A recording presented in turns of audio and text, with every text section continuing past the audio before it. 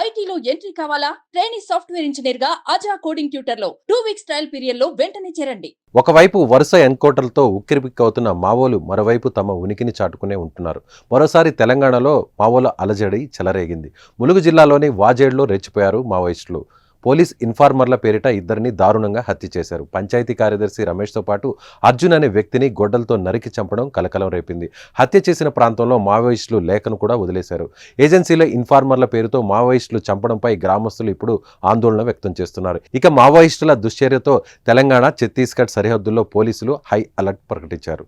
హత్య చేసింది ఎవరన్న దానిపై పోలీసులు దర్యాప్తు చేస్తున్నారు. స్వయంగా మావోయిస్టులు ఈ హత్యలో పాల్గొన్నారా లేదా వారి అనుచర మిలిటెంట్లు సానుభూతి పరులు గాని ఈ ఘటనకు పాల్పడి ఉంటారన్న అంశంపై పోలీసులు ఆరా తీస్తున్నారు.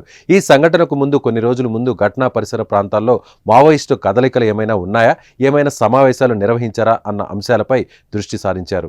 ఇటీవల కాలంలో తెలంగాణ ఛత్తీస్గఢ్ సరిహద్దుల్లో పెద్ద ఎత్తున ఎన్కౌంటర్లు జరిగాయి.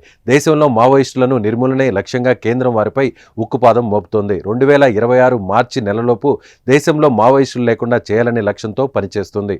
ఇప్పటికే దేశంలోని వివిధ రాష్ట్రాల్లో మావోయిస్టులను నిర్మూలించారు. జార్ఖండ్, ఆంధ్రప్రదేశ్, తెలంగాణ, బీహార్, మధ్యప్రదేశ్, కేరళ, తమిళనాడు తదితర రాష్ట్రాల్లో కేంద్ర ప్రభుత్వం వరుసగా చర్యలు చేపడుతుంది. కానీ ఛత్తీస్గఢ్లో మావోయిస్టుల ప్రభావం కొద్దిగా ఉంది. ఈ నేపథ్యంలో మావోయిస్టుల ఏరవేతకు కేంద్ర ప్రభుత్వం కంకణం కట్టుకుంది.